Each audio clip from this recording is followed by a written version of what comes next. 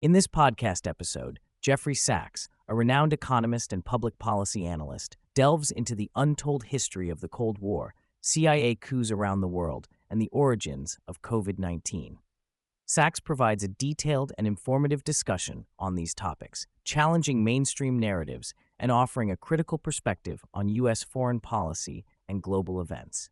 Sachs begins by discussing the events leading up to the Russian invasion of Ukraine in February 2022, challenging the narrative that it was unprovoked.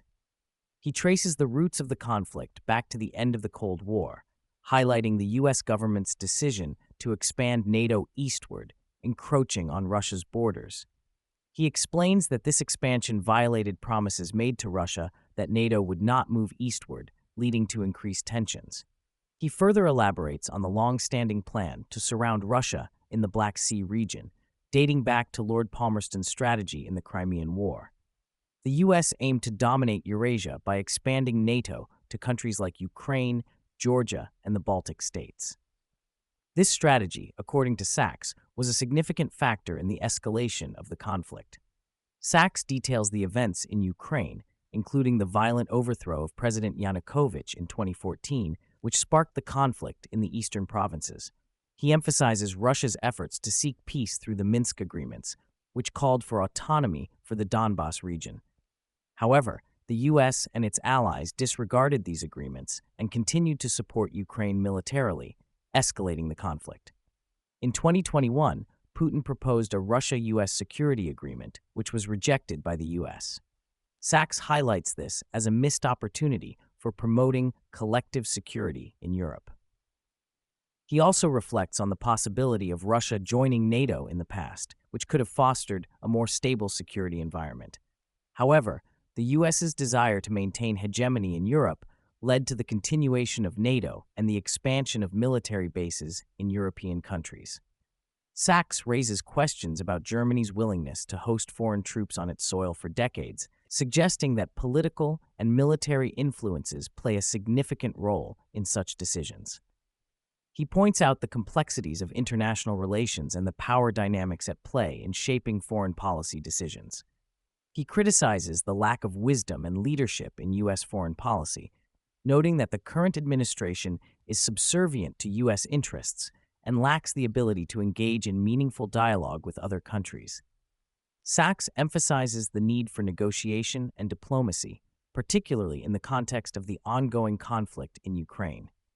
He argues that the U.S.'s involvement in the region is driven by a desire to maintain hegemony and prevent closer economic ties between Germany and Russia.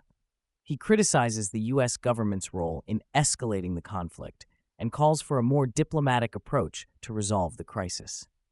The podcast delves into the provocations that have escalated tensions between Russia and the U.S., particularly the decision to push for Ukraine's entry into NATO. Sachs highlights the dangerous implications of such actions, noting that they have led to a war of attrition in Ukraine and put the world at risk of nuclear conflict.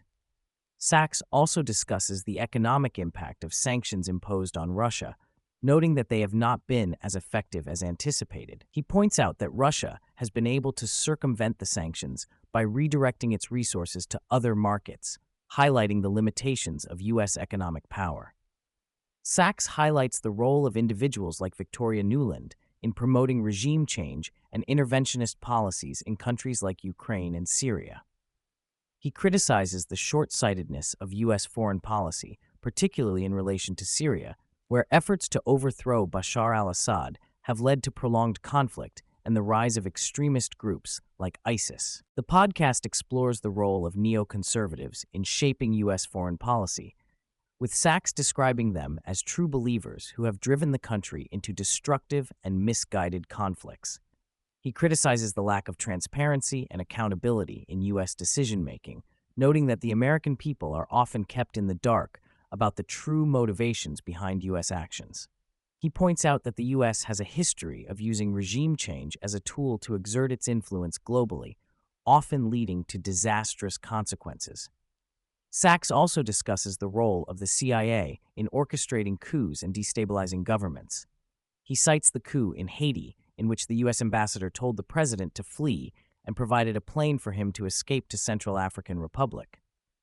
He also mentions the coup in Ukraine in 2014, where the U.S. conspired with Ukrainian right-wing groups to overthrow President Yanukovych, who wanted neutrality. This led to a violent overthrow and the start of the war in Ukraine. Lastly, he mentions the potential coup in the United States involving the assassination of President Kennedy in 1963. Sachs also touches on the media's role in shaping public perception and holding the government accountable. He recounts a personal experience where he was censored on a mainstream news channel for suggesting that the U.S. was behind the sabotage of the Nord Stream gas pipeline. He emphasizes the importance of speaking the truth and challenging official narratives, even if it goes against the mainstream narrative. Sachs delves into the origins of COVID-19, suggesting that it likely originated from a deliberate research project rather than occurring naturally. He mentions a research proposal called Diffuse, submitted to the Department of Defense in 2018, outlining how to make the virus more infectious. The presence of a furin cleavage site in the SARS-CoV-2 virus, which enhances its infectivity, points to deliberate manipulation. Gain-of-function experiments, where viruses are manipulated to increase their infectiousness, have been ongoing, raising concerns about the potential for future pandemics. The discussion shifts to the Cuban Missile Crisis, a pivotal moment in history where the world came close to nuclear annihilation. Sachs recounts a lesser-known incident involving a disabled Soviet submarine during the crisis, which almost led to a full-scale nuclear war. The actions of a Soviet Party official, Vasily Arkhipov, who prevented the firing of a nuclear torpedo, averted disaster. The conversation touches on the need for diplomatic engagement to resolve conflicts and prevent further escalation. Sachs praises diplomats for their role in fostering communication and understanding between nations, highlighting the importance of dialogue in averting crises. He emphasizes the significance of leaders engaging directly with counterparts, such as President Biden speaking with President Putin to de-escalate tensions and work towards peace. Sachs reflects on the precarious state of international relations and the urgent need for proactive measures to prevent catastrophic events.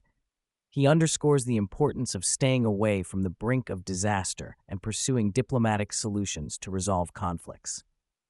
He urges leaders to prioritize peace and cooperation to safeguard the future of humanity.